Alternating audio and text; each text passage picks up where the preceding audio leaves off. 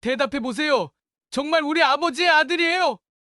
정우가 유리의 남편을 향해 날카롭게 물었다. 죄송합니다. 저희가 거짓말을 했습니다. 유리의 남편이 고개를 숙이며 모든 것을 인정하는 순간이었다.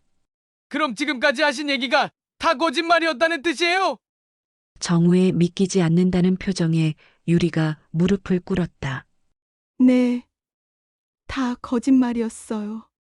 유리가 눈물을 흘리며 고백하자 가게 안이 충격에 휩싸였다. 그럼 우리가 지금까지 속은 거네요. 단골 손님들의 분노 섞인 목소리가 가게 안에 울려 퍼졌다. 사연 시작하기 전에 무료로 가능한 구독과 좋아요 부탁드립니다. 서울 종로의 골목 깊숙한 곳, 낡은 간판이 삐걱거리는 한식당 정간에가 자리하고 있습니다. 새벽 5시, 아직 거리에 사람 그림자조차 보이지 않는 시간에 박정심은 이미 가게 문을 열고 있었습니다. 69살의 정심은 29에 시작한 이 일을 올해로 40년째 하고 있었습니다.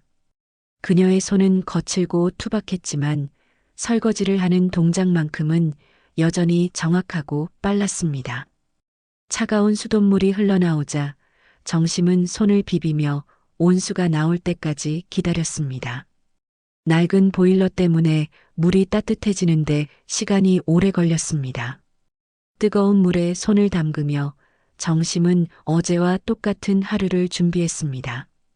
김치찌개용 김치를 썰고 된장찌개에 들어갈 두부를 깍둑썰기로 자르고 밑반찬용 물을 채 썰었습니다. 허리가 구부정해져서 도마 높이에 맞추려면 더 많이 숙여야 했습니다. 몇 년 전부터 허리 통증이 심해졌지만 병원에 갈 시간도 여유도 없었습니다. 그저 파스를 붙이고 참아가며 일할 뿐이었습니다. 칼질 소리만이 고요한 새벽 주방을 채웠습니다. 똑똑똑 리듬감 있는 칼소리가 새벽의 정적을 깨뜨렸습니다. 정심은 이 시간이 좋았습니다. 아무도 없는 주방에서 혼자 일할 때면 마음이 편안해졌습니다. 젊은 시절에 복잡했던 일들, 아픈 기억들을 모두 뒤로하고 이렇게 단순하게 사는 것도 나쁘지 않았습니다. 이제는 조용히 남 눈치 안 보고 그렇게만 살면 된다는 생각이 머릿속을 스쳤습니다. 물을 채 썰던 정심의 손이 잠시 멈췄습니다. 문득 예전 일이 떠올랐기 때문입니다. 화려했던 젊은 시절, 그리고 갑작스럽게 모든 것을 잃었던 순간들. 하지만 정심은 금세 고개를 저었습니다. 과거는 과거일 뿐이었습니다.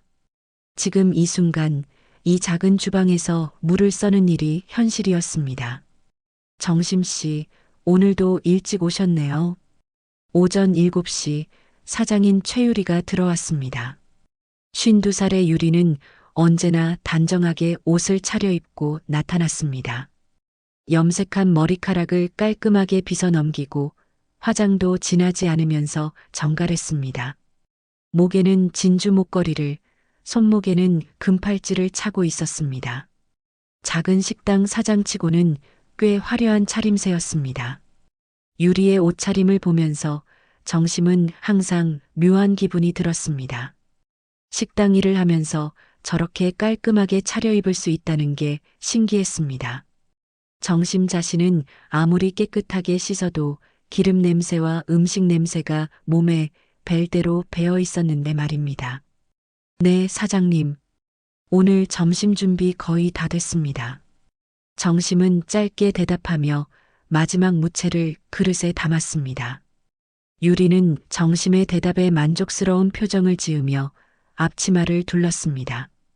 가게가 문을 연 지 10년이 넘었지만 둘 사이의 대화는 늘 이렇게 간결했습니다.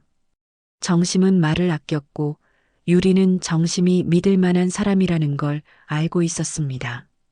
유리는 직접 요리를 하지는 않았습니다. 대신 홀에서 손님을 맡고 계산을 하고 가게 운영 전반을 관리했습니다. 특히 장사 수완이 뛰어나서 근처 다른 식당들보다 손님이 많은 편이었습니다. 메뉴 구성도 알차고 가격도 합리적이었습니다. 무엇보다 유리는 손님들과 대화하는 것을 좋아했습니다. 점심시간이 다가오자 가게는 분주해졌습니다.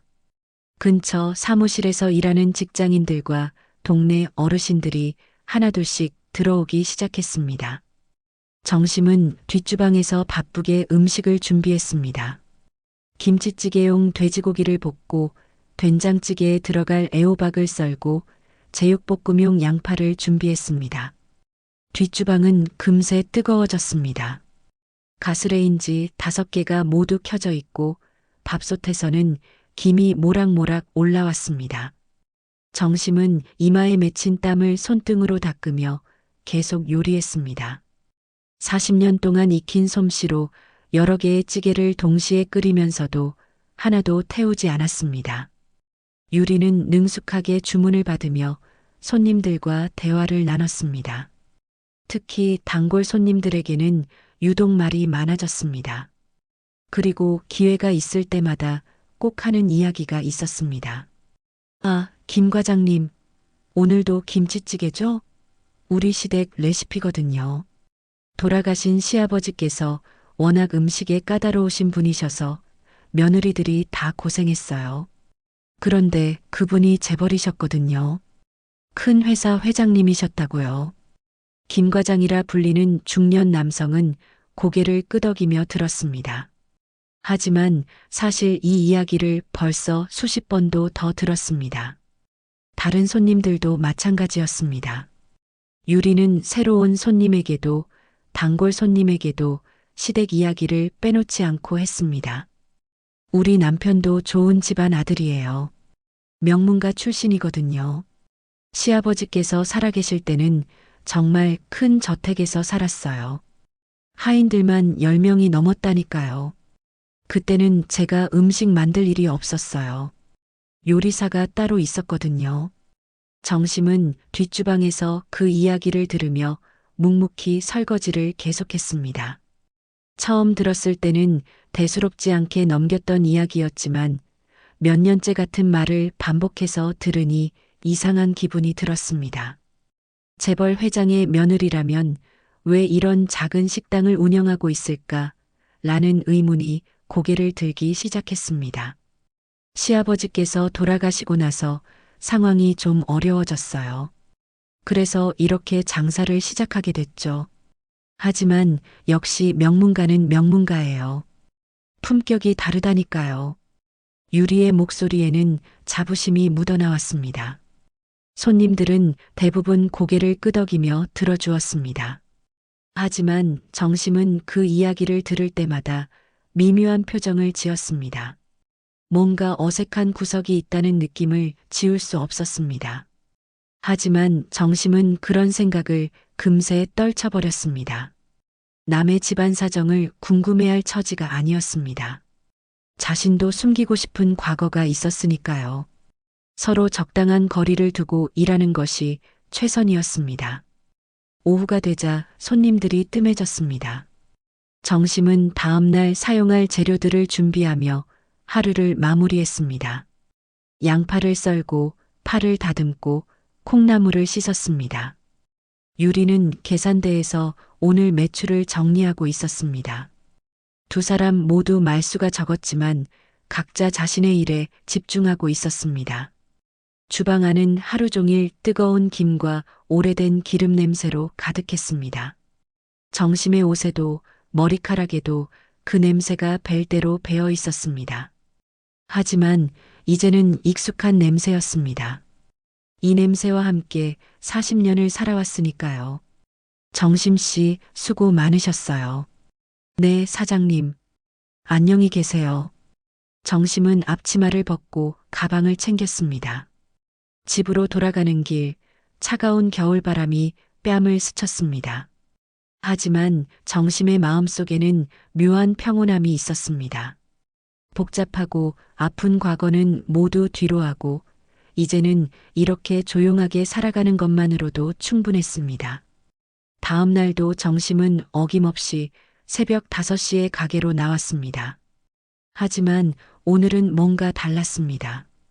밤새 잠을 설쳤는지 눈가에 다크서클이 짙게 깔려 있었습니다. 유리의 시댁 이야기가 자꾸만 머릿속을 맴돌았기 때문입니다. 재벌 회장, 명문가, 큰 저택. 왠지 모르게 낯설지 않은 단어들이었습니다. 정심은 고개를 저으며 김치를 썰기 시작했습니다. 과거를 생각하지 말자고 다짐했건만 자꾸만 옛 기억들이 떠올랐습니다. 어린 시절 살았던 큰 집, 정원에서 뛰어놀던 기억, 그리고 갑작스럽게 모든 것을 잃었던 그날. 칼질하던 손이 미세하게 떨렸습니다. 정심 씨, 안색이 안 좋아 보이네요. 괜찮으세요? 유리가 평소보다 일찍 도착해서 정심의 얼굴을 유심히 살펴봤습니다. 정심은 괜찮다고 대답했지만 목소리에 힘이 없었습니다. 유리는 걱정스러운 표정을 지으며 정심에게 따뜻한 차 한 잔을 건네줬습니다. 무리하지 마세요. 몸이 안 좋으면 일찍 들어가셔도 돼요. 하지만 정심은 고개를 저었습니다. 일을 쉬면 그날 일당이 없어졌고 무엇보다 혼자 있으면 더 많은 생각을 하게 될 것 같았습니다. 차라리 바쁘게 일하는 편이 나았습니다. 점심시간이 되자 평소처럼 손님들이 몰려들기 시작했습니다. 김 과장, 박 대리, 최 선생님 같은 단골들과 처음 오는 손님들이 섞여서 가게는 금세 붐볐습니다. 정심은 뒷주방에서 바쁘게 음식을 준비했고 유리는 홀에서 능숙하게 손님들을 응대했습니다. 그런데 오후 2시쯤 평소와 다른 손님이 들어왔습니다. 70대로 보이는 노인이었는데 정장을 단정하게 차려입고 있었습니다. 하지만 그의 얼굴에는 어딘지 모르게 근심스러운 표정이 깃들어 있었습니다. 노인은 가게 안을 둘러보더니 빈 테이블에 앉았습니다. 어서 오세요. 뭘 드릴까요? 유리가 물수건과 함께 메뉴판을 건네줬습니다. 노인은 메뉴를 보는 척하면서 계속 뒷주방 쪽을 힐끔힐끔 쳐다봤습니다. 정심이 설거지하는 모습이 보였는지 노인의 눈이 점점 커졌습니다. 김치찌개 하나 주세요. 노인이 주문을 했지만 시선은 계속 정심에게 고정되어 있었습니다. 유리는 그런 노인의 시선을 따라 뒷주방을 봤지만 별다른 이상함을 느끼지 못했습니다. 그저 단골 직원에게 관심을 보이는 정도로 생각했습니다. 정심도 누군가의 시선을 느꼈습니다. 고개를 들어 홀 쪽을 보니 낯선 노인이 자신을 뚫어져라 쳐다보고 있었습니다. 순간 가슴이 철렁 내려앉았습니다. 혹시 자신을 아는 사람일까? 과거의 누군가일까? 정심은 서둘러 고개를 돌리고 설거지에 집중했습니다. 김치찌개가 나가고 노인은 한 숟가락 떠먹더니 갑자기 일어섰습니다. 그리고 조심스럽게 뒷주방으로 다가왔습니다. 유리가 손님, 거기는 주방이에요라고 말렸지만 노인은 정심을 보는 순간 입을 다물지 못했습니다. 혹시 박정심 씨 아니오? 정심의 손이 그릇을 놓치며 바닥에 떨어뜨릴 뻔했습니다. 깜짝 놀라서 노인을 쳐다보니 어디서 본 듯한 얼굴이었습니다. 하지만 확실하지 않았습니다. 너무 오래전 일이었고 그때의 기억들은 일부러 지우려고 노력했던 것들이었습니다. 저 아시는 분입니까? 정심의 목소리가 떨렸습니다. 노인은 한 걸음 더 가까이 다가오더니 눈물을 글썽였습니다. 나는 고 회장님 운전기사였소. 김만수라고 하오. 그때 그 따님. 노인의 말이 채 끝나기도 전에 유리가 급히 다가왔습니다. 유리의 얼굴이 새하얗게 질렸습니다. 손끝이 미세하게 떨리고 있었고 평소의 당당한 모습과는 전혀 달랐습니다. 손님, 여기서 그런 말씀은 좀. 유리가 노인의 팔을 잡고 밖으로 안내하려고 했습니다. 하지만 노인은 꿈쩍하지 않았습니다. 계속 정심만 바라보며 무언가 말하려고 했습니다. 아가씨, 정말 박정심 아가씨 맞죠? 회장님께서 그렇게 찾으셨는데. 손님, 다른 손님들이 불편해하니까 나가주세요. 유리의 목소리가 날카로워졌습니다. 다른 손님들이 웅성거리기 시작했고 분위기가 어수선해졌습니다. 유리는 어쩔 수 없이 노인을 밖으로 밀어냈습니다. 노인은 가게 밖에서도 계속 안을 들여다보며 뭔가 말하려고 했지만 유리가 문을 닫아버렸습니다. 정심은 그 자리에 서서 멍하니 문 쪽을 바라봤습니다. 고 회장님, 그 이름을 들으니 가슴이 두근거렸습니다. 분명히 들어본 이름이었습니다. 하지만 언제, 어디서 들었는지 정확히 기억나지 않았습니다. 정심 씨, 괜찮으세요? 그냥 이상한 노인이에요. 신경 쓰지 마세요. 유리가 정심의 어깨를 토닥이며 위로했습니다. 하지만 유리의 손도 떨리고 있었습니다. 정심은 유리의 얼굴을 자세히 봤습니다. 평소에 볼 수 없었던 당황스러운 표정이었습니다. 사장님도 괜찮으세요? 얼굴이 안 좋아 보이는데. 아, 네. 저도 깜짝 놀랐어요. 갑자기 이상한 소리를 하니까요. 유리는 억지로 웃으며 대답했지만 목소리에 떨림이 있었습니다. 그날 오후 내내 유리는 계속 문 쪽을 신경 쓰며 불안해했습니다. 혹시 노인이 다시 올까봐 걱정하는 것 같았습니다. 정심도 마찬가지로 하루 종일 마음이 편하지 않았습니다. 고 회장님이라는 이름이 계속 머릿속을 맴돌았습니다. 그리고 노인이 자신을 아가씨라고 부른 것도 이상했습니다. 69살의 설거지 아주머니를 아가씨라고 부를 이유가 없었으니까요. 그날 밤 집으로 돌아간 정심은 오래된 서랍을 열어봤습니다. 거기에는 젊은 시절의 물건들이 몇 개 들어 있었습니다.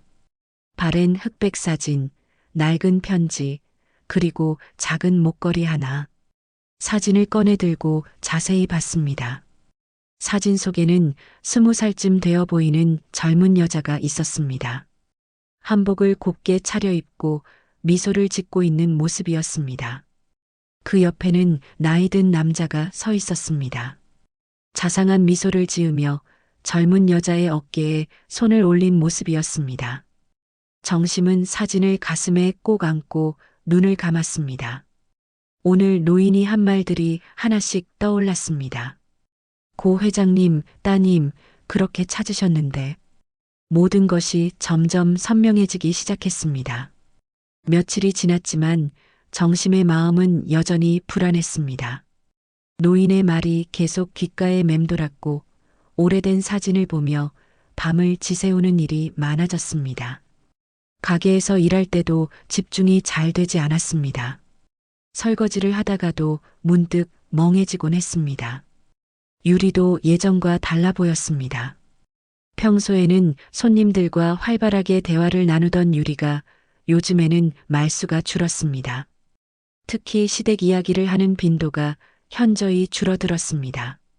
대신 자주 문 쪽을 신경 쓰며 누군가 들어오는지 확인하는 모습을 보였습니다.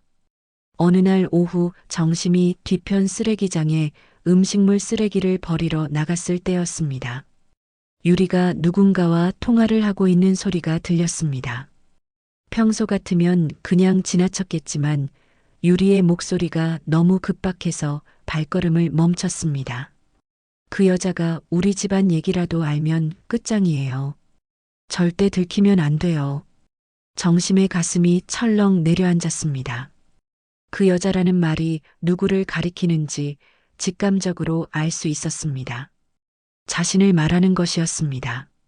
정심은 조심스럽게 담벼락 뒤에 숨어서 계속 들었습니다. 네, 알겠습니다. 그런데 만약에 그 사람이 다시 오면 어떻게 해요? 운전기사였다고 하던데 분명히 많은 걸 알고 있을 거예요. 유리의 목소리에는 두려움이 섞여 있었습니다. 평소의 당당한 모습과는 전혀 달랐습니다. 정심은 숨을 죽이며 더 귀 기울였습니다. 아니에요. 아직은 아무것도 모르는 것 같아요. 하지만 혹시 모르니까 조심해야 할 것 같아요. 그 여자가 예전에 어떤 사람이었는지 알면 통화가 끝나는 소리가 들렸습니다. 정심은 급히 쓰레기를 버리고 가게로 돌아왔습니다. 유리는 이미 계산대에서 평상시처럼 일하고 있었지만 얼굴에는 여전히 긴장감이 남아 있었습니다. 그날 이후 정심은 일부러 유리의 말과 행동을 유심히 관찰하기 시작했습니다. 유리가 시댁 이야기를 할 때의 표정, 목소리 톤, 그리고 손님들의 반응까지 세심하게 살펴봤습니다. 점점 이상한 점들이 눈에 들어오기 시작했습니다. 우리 시아버지께서 재벌이셨다고 했잖아요. 그런데 회사 이름을 물어보면 항상 얼버무리네요. 단골 손님들끼리 나누는 대화가 들렸습니다. 정심은 설거지를 하는 척하며 귀를 기울였습니다. 맞아요. 그리고 저택에서 살았다고 하는데 구체적인 동네 이름은 말하지 않더라고요. 하인이 10명이었다더니 어제는 20명이었다고 하던데요. 손님들의 의심스러운 목소리가 들렸습니다. 정심도 그동안 느꼈던 위화감의 정체를 알 것 같았습니다. 유리의 이야기에는 구체적인 내용이 없었습니다. 항상 추상적이고 모호한 표현만 반복했습니다. 며칠 뒤 정심은 용기를 내어 동네 반찬가게에 들렀습니다. 반찬가게 주인은 이 동네에서 30년째 장사를 하고 있는 터줏대감이었습니다. 동네 소식은 물론이고 주변 상인들의 사정까지 다 알고 있었습니다. 사장님, 혹시 우리 가게 유리 사장님 시댁에 대해서 아시는 게 있나요? 정심이 조심스럽게 물어봤습니다. 반찬가게 주인은 잠시 주변을 살피더니 목소리를 낮췄습니다. 정심 씨 몰랐어요? 유리 시아버지 사실 재벌가 고 회장님이잖아요. 그런데 유산 문제로 장녀가 실종됐다던데. 정심의 귀가 멍해졌습니다. 고 회장님이라는 이름을 다시 들으니 가슴이 두근거렸습니다. 그리고 장녀 실종이라는 말에 온몸에 소름이 돋았습니다. 장녀가 실종됐다고요? 네, 몇십 년 전에 집안에 큰 문제가 있었대요. 그때 큰딸이 갑자기 사라졌다고 하더라고요. 회장님이 그 딸을 찾으려고 엄청 노력했는데 끝내 못 찾으셨다던데요. 반찬가게 주인의 말이 계속 이어졌습니다. 정심은 그 이야기를 듣는 동안 점점 얼굴이 창백해졌습니다. 혹시 자신이 그 실종된 장녀인 것은 아닐까? 노인이 자신을 알아본 것도, 유리가 자신을 경계하는 것도 모두 이 때문인 것은 아닐까? 그런데 정심 씨, 왜 갑자기 이런 걸 물어보세요? 반찬가게 주인이 궁금해했지만 정심은 대충 얼버무리고 나왔습니다. 머릿속이 복잡했습니다. 모든 퍼즐 조각들이 하나씩 맞춰지기 시작했습니다. 그날 밤 정심은 다시 오래된 서랍을 열었습니다. 바른 편지 한 장을 꺼내어 펼쳤습니다. 이미 누렇게 변색된 종이 위에 정성스럽게 쓰인 글씨가 있었습니다. 정심아, 아무리 힘들어도 꼭 살아남아야 한다. 내가 돌아올 날을 기다릴게. 편지 끝에는 고인이 된 누군가의 이름이 적혀 있었습니다. 정심은 그 이름을 여러 번 읽었습니다. 고 회장님과 같은 성씨였습니다. 혹시 같은 사람인 걸까? 아니면 우연의 일치일까? 정심은 편지를 가슴에 꼭 안고 눈물을 흘렸습니다. 젊은 시절 갑작스럽게 모든 것을 잃고 떠나야 했던 그날의 기억이 조금씩 되살아났습니다. 사랑하는 사람들과 헤어져야 했던 아픔, 그리고 혼자 살아가야 했던 긴 시간들. 다음 날 아침 정심은 평소보다 일찍 가게에 나왔습니다. 하지만 마음의 준비를 하고 온 것이었습니다. 더 이상 모른 척할 수 없었습니다. 진실을 알아야 했습니다. 유리가 출근하자 정심은 조심스럽게 말을 꺼냈습니다. 사장님, 혹시 시아버지 성함이 어떻게 되세요? 유리의 얼굴이 순간 굳어졌습니다. 그리고 잠시 망설이더니 대답했습니다. 왜 갑자기 그런 걸 물어보세요? 그냥 궁금해서요. 재벌 회장님이시라고 하셔서 정심의 질문에 유리는 더욱 당황스러워했습니다. 평소에 자신감 넘치는 모습은 온데간데 없었습니다. 대신 의심스러운 눈빛으로 정심을 바라봤습니다. 정심 씨, 혹시 무슨 다른 목적이 있어서 우리 가게에서 일하는 거예요? 유리의 질문에 정심도 놀랐습니다. 서로를 의심하는 눈빛이 교차했습니다. 그동안 쌓아온 신뢰가 한순간에 무너지는 것 같았습니다. 유리의 날카로운 질문에 정심은 할 말을 잃었습니다. 서로를 바라보는 두 사람의 눈빛에는 의심과 경계심이 가득했습니다. 그동안 10년 넘게 함께 일하면서도 서로의 진짜 모습을 전혀 몰랐다는 사실이 충격적이었습니다. 아니에요, 사장님. 그냥 궁금해서 물어본 거예요. 정심이 조심스럽게 대답했지만 유리의 표정은 여전히 굳어 있었습니다. 그날 하루 종일 두 사람 사이에는 어색한 기류가 흘렀습니다. 평소에는 자연스럽게 이어지던 대화도 끊어졌고 서로 눈치를 보며 일했습니다. 며칠이 지나면서 정심은 더욱 적극적으로 진실을 찾기 시작했습니다. 손님들과 대화를 나누며 자연스럽게 유리의 시댁 이야기를 물어봤습니다. 그리고 점점 더 많은 의문점들을 발견했습니다. 사장님이 시댁 이야기를 자주 하시는데 구체적인 회사 이름은 한 번도 안 들었네요. 단골 김 과장이 정심에게 말했습니다. 정심은 고개를 끄덕이며 대답했습니다. 저도 그게 궁금했어요. 그렇게 큰 회사라면 이름 정도는 알 법한데 말이에요. 김 과장은 주변을 살피더니 목소리를 낮췄습니다. 사실 저희끼리도 이야기가 나왔거든요. 진짜 재벌가 며느리라면 왜 이런 작은 식당을 운영할까 하고요. 물론 집안이 기울 수도 있지만 그래도 좀 이상하잖아요. 정심은 김 과장의 말에 깊이 공감했습니다. 자신도 같은 생각을 하고 있었기 때문입니다. 그리고 점점 확신이 들기 시작했습니다. 유리의 시댁 이야기에는 분명히 비밀이 있다는 것을 말입니다. 일주일쯤 지난 어느 날 정심은 가게 장부를 정리하다가 우연히 중요한 단서를 발견했습니다.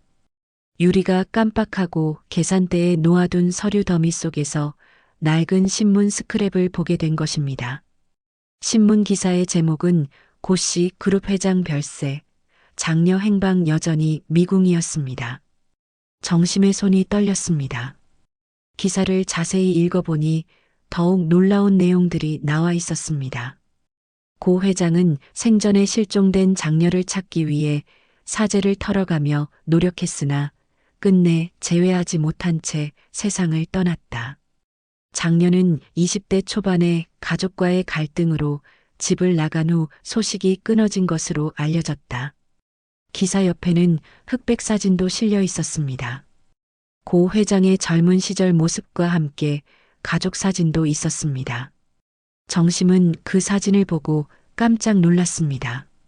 자신이 집에서 보관하고 있는 사진 속의 남자와 너무나 닮아 있었기 때문입니다.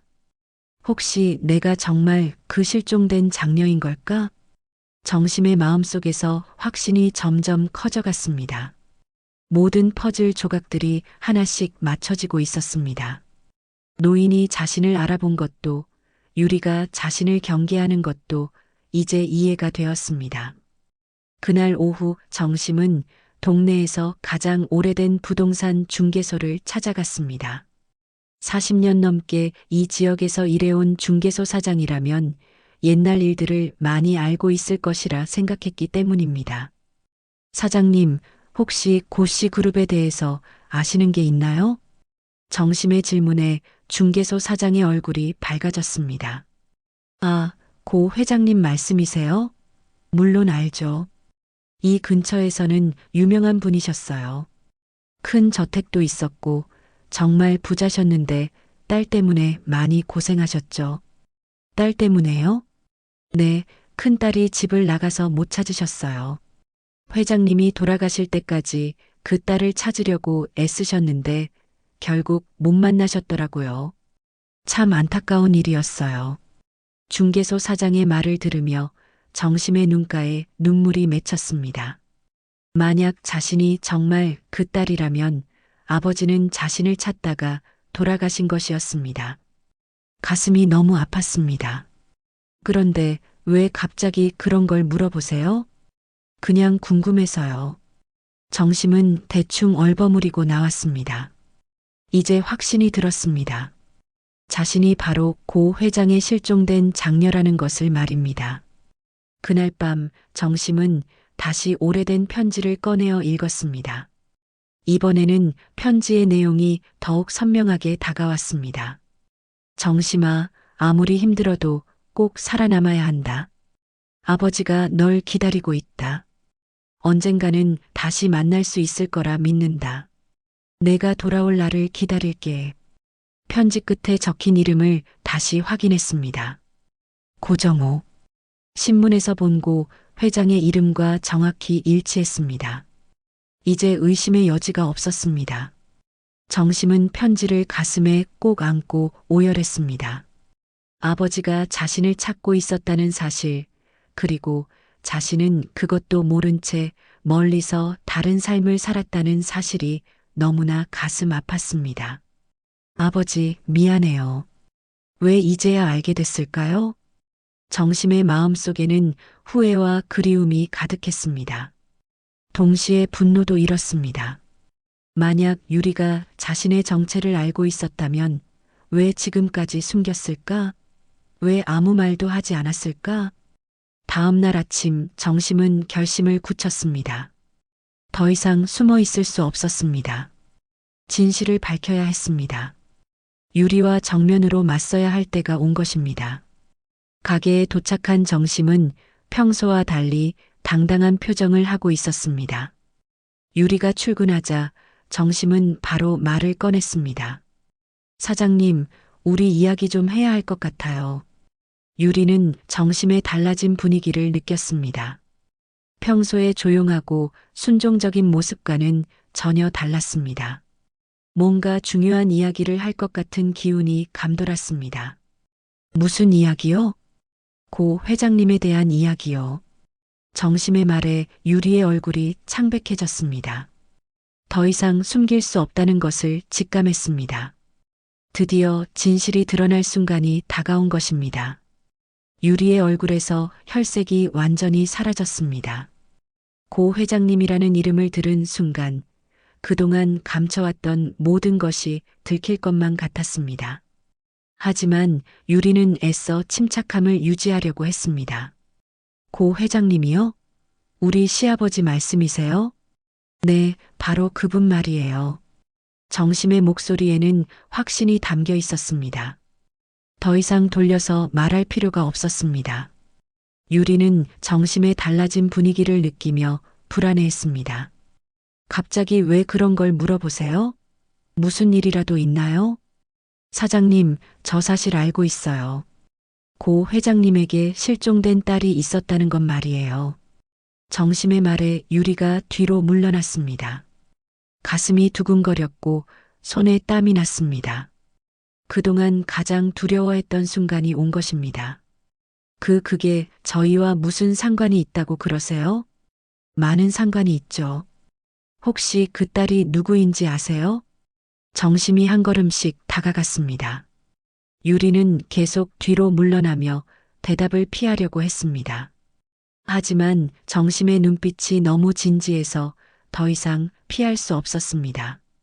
그때 가게 문이 열리며 손님들이 들어오기 시작했습니다. 점심시간이 다가온 것입니다. 두 사람은 어쩔 수 없이 대화를 중단하고 손님들을 맞았습니다. 하지만 서로를 의식하며 일하는 것이 너무나 어색했습니다. 김치찌개 하나요. 제육볶음 주세요.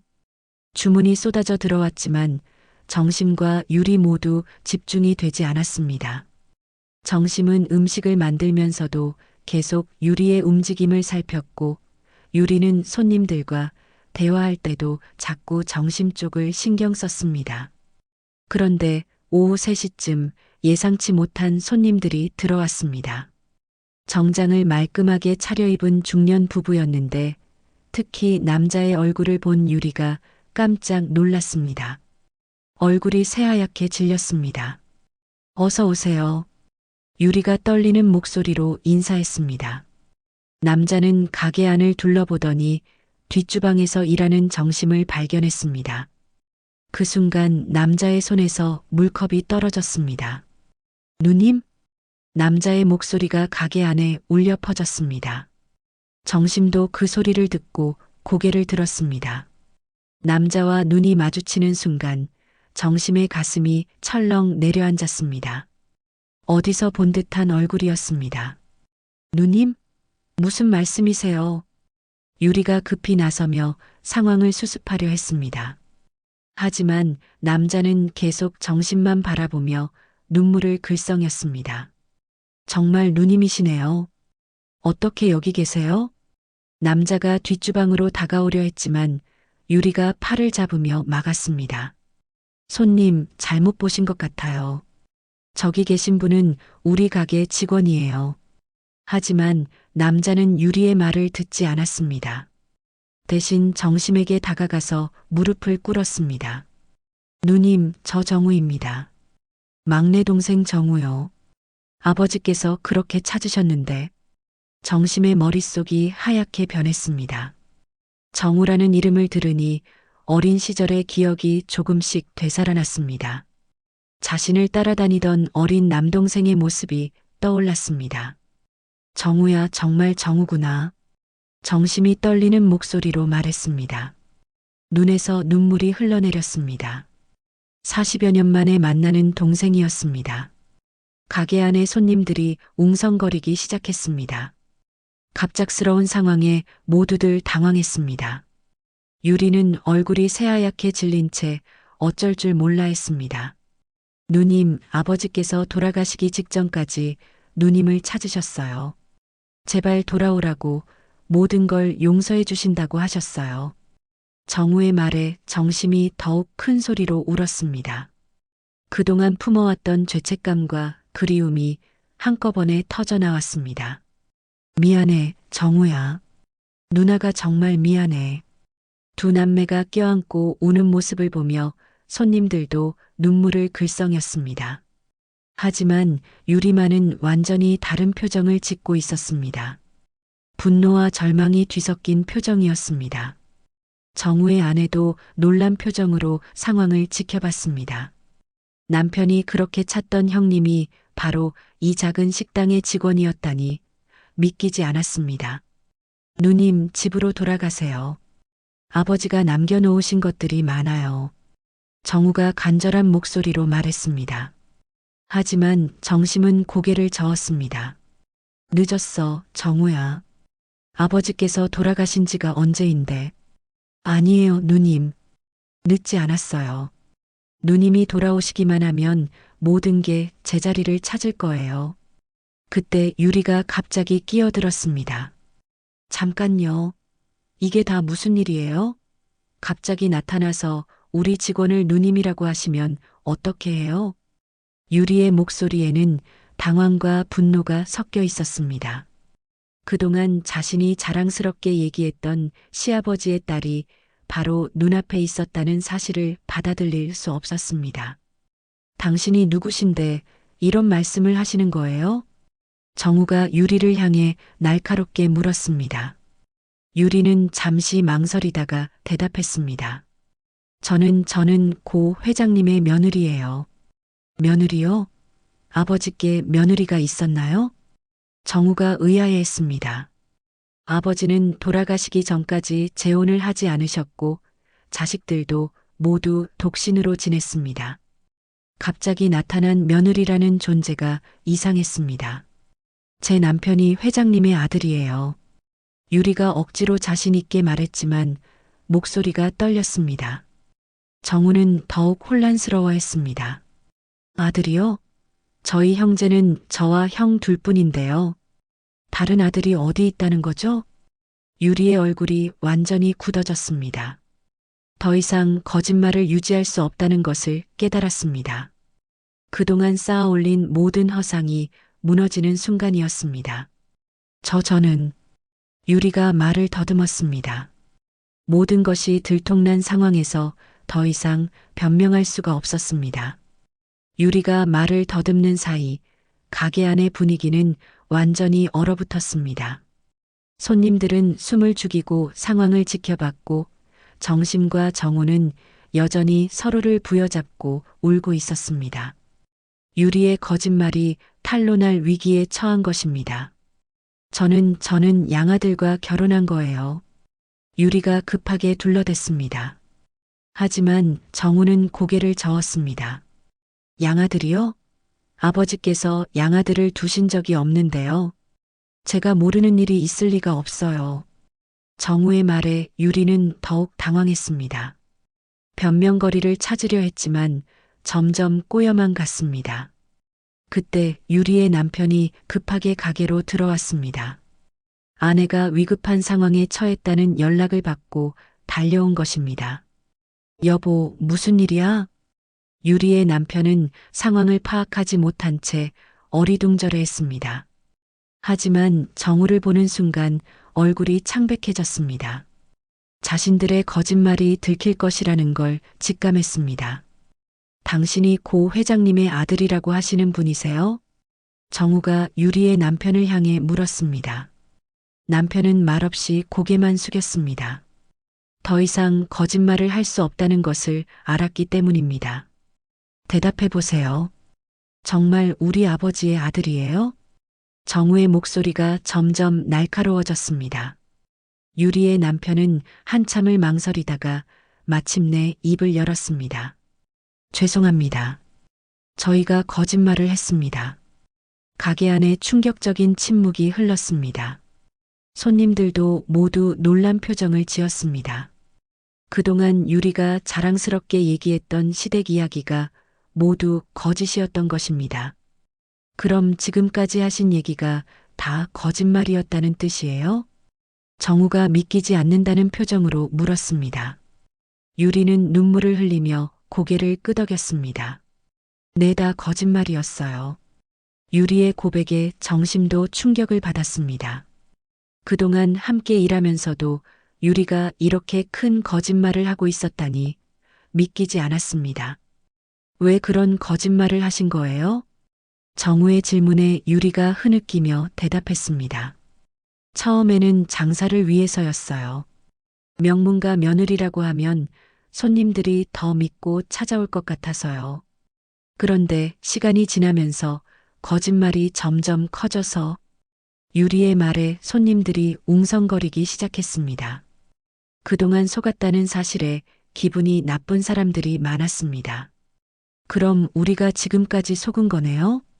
단골 김 과장이 화난 목소리로 말했습니다. 다른 손님들도 고개를 끄덕이며 불만을 표했습니다. 하지만 정우는 손님들보다 다른 것이 더 궁금했습니다. 바로 정심과 유리의 관계였습니다. 그럼 우리 누님은 왜 여기서 일하고 계시는 거예요? 혹시 누님의 정체를 알고 있었던 건 아니에요? 정우의 질문에 유리가 고개를 숙였습니다. 이제 모든 것을 털어놓을 때가 온 것 같았습니다. 처음에는 몰랐어요. 정말 모르고 같이 일했어요. 그런데 몇 년 전에 우연히 알게 됐어요. 몇 년 전에요? 그럼 그때부터 누님이 고 회장님의 딸이라는 걸 알고 있었다는 뜻이에요? 정우의 목소리가 더욱 차갑게 변했습니다. 유리는 고개를 끄덕였습니다. 네, 알고 있었어요. 정심이 유리를 놀란 눈으로 바라봤습니다. 몇 년 전부터 자신의 정체를 알고 있었다면서 왜 아무 말도 하지 않았던 것일까? 배신감이 밀려왔습니다. 왜 말하지 않았어요? 왜 저를 그냥 두었어요? 정심의 질문에 유리가 눈물을 흘리며 대답했습니다. 말할 수 없었어요. 만약 언니가 자신의 정체를 알게 되면 여기를 떠날 것 같았어요. 그럼 저는 어떻게 해요? 이 가게도 제 거짓말도 모두 들통날 텐데요. 유리의 솔직한 고백에 정심은 할 말을 잃었습니다. 자신이 10년 넘게 함께 일했던 사람이 이렇게 이기적인 사람이었다니 믿기지 않았습니다. 그럼 언니는 계속 모르는 채로 여기서 일하게 하려고 했던 거예요? 죄송해요. 정말 죄송해요. 유리가 정심 앞에 무릎을 꿇으며 빌었습니다. 하지만 정심의 마음속 상처는 쉽게 아물지 않았습니다. 언니, 저도 잘못했어요. 하지만 제발 이해해 주세요. 저도 살아야 했어요. 유리의 절규 같은 목소리가 가게 안에 울려 퍼졌습니다. 손님들도 복잡한 표정으로 상황을 지켜봤습니다. 정우는 분노를 참으며 유리를 바라봤습니다. 당신들이 우리 누님을 이용한 거네요. 누님의 이름으로 장사하면서 자신들의 이익을 챙긴 거잖아요. 아니에요. 그런 게 아니에요. 유리가 필사적으로 변명했지만 이미 모든 것이 드러난 상황에서 변명은 의미가 없었습니다. 그때 정우의 아내가 조용히 입을 열었습니다. 언니, 이제 집으로 돌아가세요. 더 이상 여기 있을 이유가 없잖아요. 정심은 정우 부부를 바라봤습니다. 40여 년 만에 만난 가족들이었습니다. 하지만 마음 한편으로는 복잡했습니다. 그동안 살아온 삶이 하루아침에 바뀔 수는 없었기 때문입니다. 정우야, 누나는 이미 늙었어. 이제 와서 뭘 어떻게 하겠니? 정심의 말에 정우가 고개를 저었습니다. 아니에요, 누님. 아직 늦지 않았어요.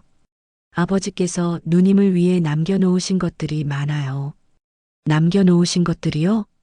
네, 유산은 물론이고 누님을 기다리며 쓰신 편지들도 많이 있어요. 아버지께서 누님이 돌아오시기만을 간절히 바라셨어요. 정심의 눈에서 다시 눈물이 흘러내렸습니다. 아버지가 자신을 기다리고 계셨다는 사실이 너무나 가슴 아팠습니다. 유리는 그 모습을 보며 절망했습니다. 정심이 떠나면 자신은 어떻게 될까? 그동안 의지했던 모든 것들이 무너져 내리는 것 같았습니다. 며칠 후 정심은 마침내 결심을 굳혔습니다. 아버지의 제사 날에 고 회장의 저택을 찾아가기로 한 것입니다. 40여 년 만에 돌아가는 집이었습니다. 가슴이 두근거렸지만 더 이상 미룰 수 없었습니다. 그날 아침 일찍 정심은 가장 단정한 옷을 차려입고 집을 나섰습니다. 손에는 어머니의 유품인 작은 목걸이를 꼭 쥐고 있었습니다. 아버지께 마지막 인사를 드리고 진짜 자신의 모습으로 살아가려는 마음이었습니다. 강남의 고급 주택가에 위치한 고 회장의 저택은 정심의 기억보다 훨씬 웅장했습니다. 높은 담장과 철문, 그리고 넓은 정원이 있는 저택을 보니 어린 시절의 기억이 조금씩 되살아났습니다. 정심이 대문 앞에 서 있는데 유리가 급하게 달려왔습니다. 정심이 어디로 가는지 뒤따라온 것이었습니다. 언니, 제발 가지 마세요. 유리가 정심의 팔을 잡으며 애원했습니다. 눈가에는 눈물이 고여 있었고 머리카락도 흐트러져 있었습니다. 유리 씨, 저를 놓아주세요. 정심이 차갑게 말했습니다. 며칠 전의 일로 인해 유리에 대한 신뢰가 완전히 무너진 상태였습니다. 언니가 가면 저는 어떻게 해요? 가게는 어떻게 하고요? 유리의 절규가 저택 앞에 울려 퍼졌습니다. 하지만 정심은 고개를 저었습니다. 그건 유리 씨가 해결할 문제예요. 저는 더 이상 거짓말 속에서 살 수 없어요. 그때 저택의 문이 열리며 정우와 몇몇 친척들이 나왔습니다. 정심을 맞이하기 위해 기다리고 있었던 것입니다. 누님 오셨군요. 정우가 반갑게 인사했습니다. 하지만 유리를 보는 눈빛은 차갔습니다. 당신은 왜 여기까지 따라왔어요?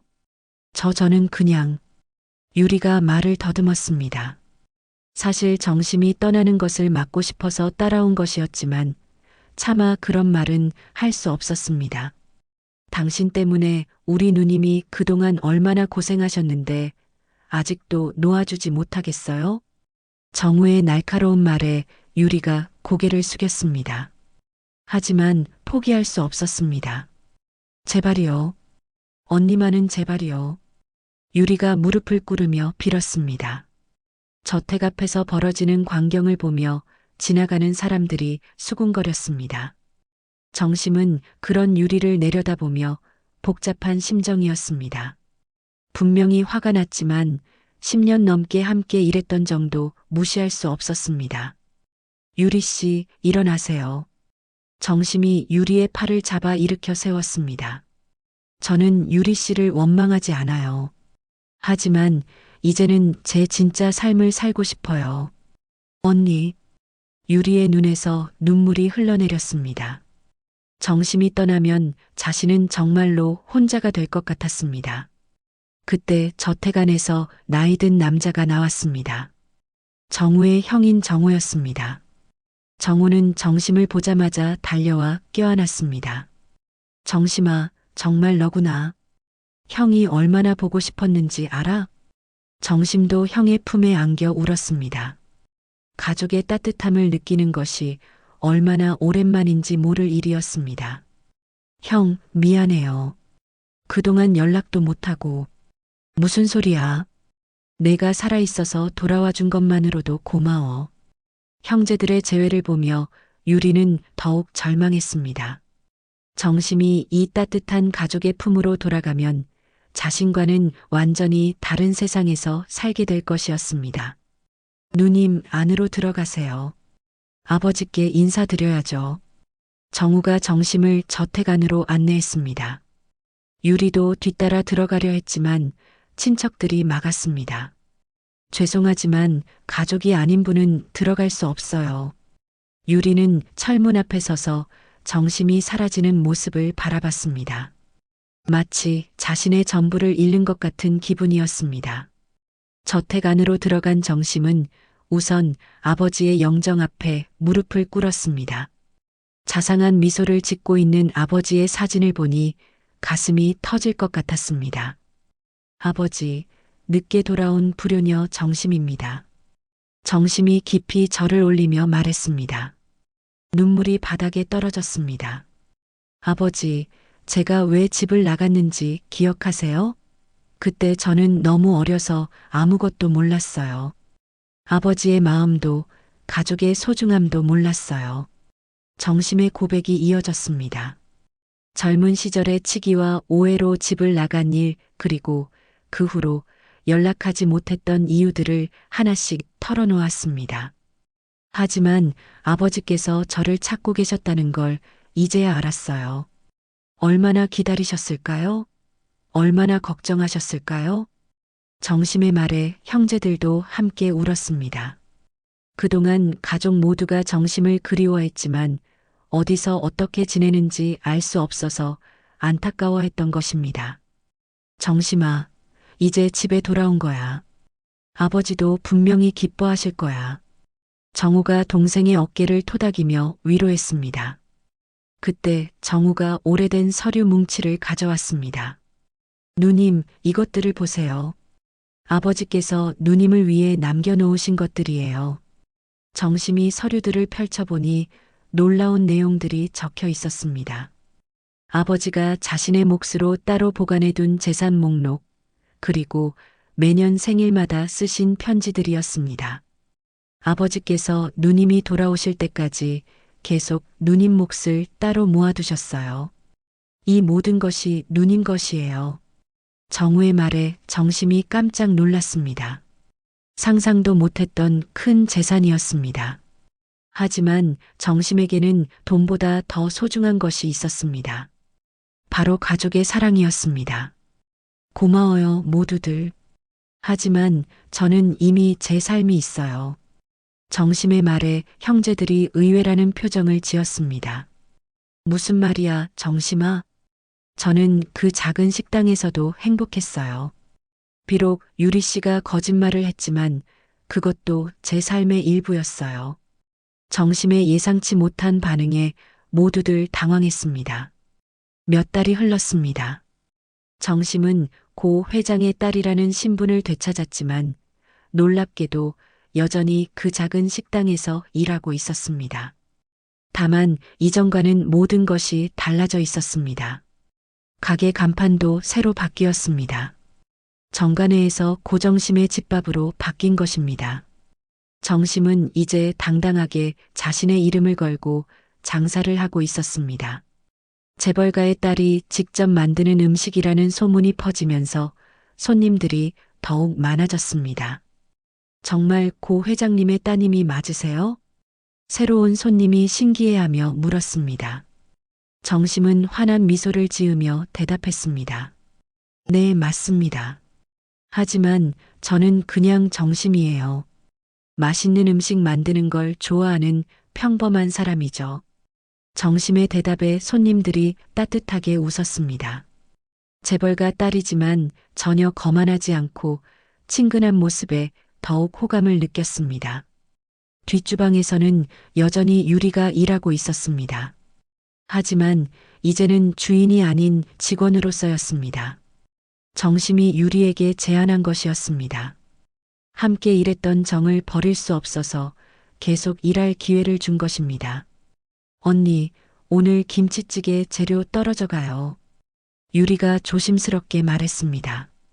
예전의 당당한 모습은 사라지고 이제는 말 한마디도 조심스럽게 했습니다. 알겠어요. 내일 아침에 장 봐올게요.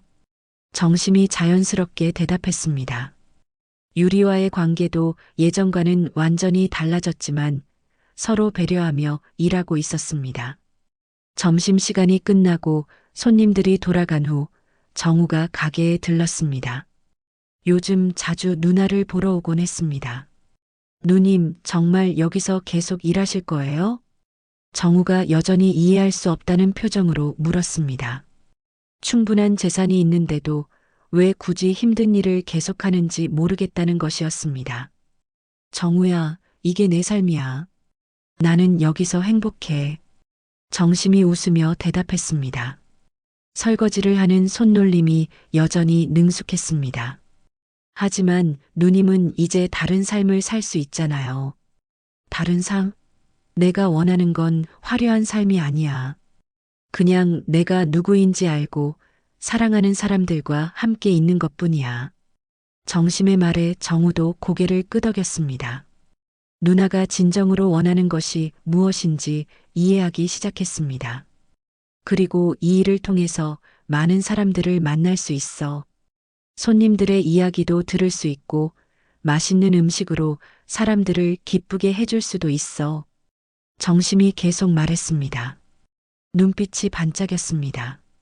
누님이 행복하시면 저도 좋아요. 정우가 누나의 어깨를 토닥이며 말했습니다. 그때 가게 문이 열리며 특별한 손님이 들어왔습니다. 바로 몇 달 전에 정심을 알아봤던 그 운전기사 할아버지였습니다. 김만수 씨였습니다.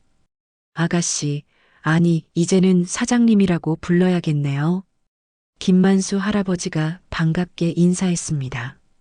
정심도 반가운 마음으로 할아버지를 맞았습니다. 할아버지, 어서 오세요. 뭘 드릴까요? 김치찌개 하나 주세요. 회장님 따님이 직접 만든 음식을 먹어보고 싶어서 왔어요. 할아버지의 말에 정심이 웃었습니다. 정성스럽게 김치찌개를 끓여서 내놓았습니다. 어떤 맛인가요? 정말 맛있어요. 회장님께서 살아계셨다면 얼마나 좋아하셨을까요? 할아버지의 말에 정심의 눈가가 촉촉해졌습니다. 아버지 생각이 났기 때문입니다. 할아버지, 아버지는 어떤 분이셨어요? 정심이 궁금해서 물었습니다. 어린 시절의 기억만으로는 아버지의 진짜 모습을 다 알 수 없었기 때문입니다. 회장님은 정말 따뜻한 분이셨어요. 직원들을 가족처럼 대해주셨고 어려운 사람들을 많이 도와주셨어요. 특히 따님을 얼마나 사랑하셨는지 할아버지가 옛날 이야기를 들려주었습니다. 정심은 그 이야기를 들으며 아버지에 대해 더 많이 알게 되었습니다. 회장님께서 돌아가시기 전에 하신 말씀이 있어요. 정심이가 돌아와서 행복하게 살기를 바란다. 내가 원하는 건 정심이의 행복뿐이다라고 하셨어요. 할아버지의 말에 정심이 눈물을 글썽였습니다. 아버지의 마지막 소원이 자신의 행복이었다니 가슴이 뭉클했습니다. 할아버지, 고마워요. 아버지 말씀 들려주셔서요. 천만에요. 이제 아가씨가 행복하게 사시는 모습을 보니 회장님도 하늘에서 기뻐하실 거예요. 오후가 되자 형 정우도 가게에 들렀습니다. 형제들이 모두 모인 것입니다. 정심아, 내가 여기서 일하는 걸 보니 오히려 예전보다 더 밝아 보여. 정우가 동생을 보며 말했습니다. 맞아요, 누님. 예전에는 뭔가 숨기고 계신 것 같았는데 이제는 정말 자유로워 보여요. 정우도 동의했습니다. 정심은 형제들을 바라보며 미소를 지었습니다. 이제야 진짜 자신의 모습으로 살 수 있게 된 것 같았습니다. 나는 사라진 장녀가 아니라 돌아온 딸이에요. 그리고 이제는 내가 나의 이름으로 살아요. 정심이 말했습니다. 목소리에는 확신이 가득했습니다. 유리도 뒷주방에서 그 말을 들었습니다. 예전에는 질투와 두려움 때문에 정심을 이용했지만 이제는 진심으로 정심을 존경하게 되었습니다. 자신의 잘못을 용서하고 계속 함께 일할 기회를 준 정심의 넓은 마음에 감사했습니다. 해가 저물어가고 가게에 따뜻한 불빛이 켜졌습니다. 정심은 앞치마를 두르고 내일 준비할 재료들을 정리했습니다. 69살의 나이지만 얼굴에는 생기가 돌았습니다. 이제 정심은 숨길 것도 부끄러워할 것도 없었습니다. 고 회장의 딸이면서 동시에 맛있는 음식을 만드는 요리사이기도 했습니다. 가족의 사랑을 되찾았고 자신만의 삶도 지켜냈습니다. 가게 밖에서는 눈이 조금씩 내리기 시작했습니다. 하지만 가게 안은 따뜻한 불빛과 음식 냄새, 그리고 사람들의 웃음소리로 가득했습니다. 정심은 창문 너머로 내리는 눈을 바라보며 조용히 미소를 지었습니다. 이제 진짜 자신의 이야기가 시작된 것입니다. 오늘의 사연은 여기까지입니다. 무료인 구독과 좋아요는 영상 제작에 큰 힘이 됩니다. 시청해주셔서 감사드립니다.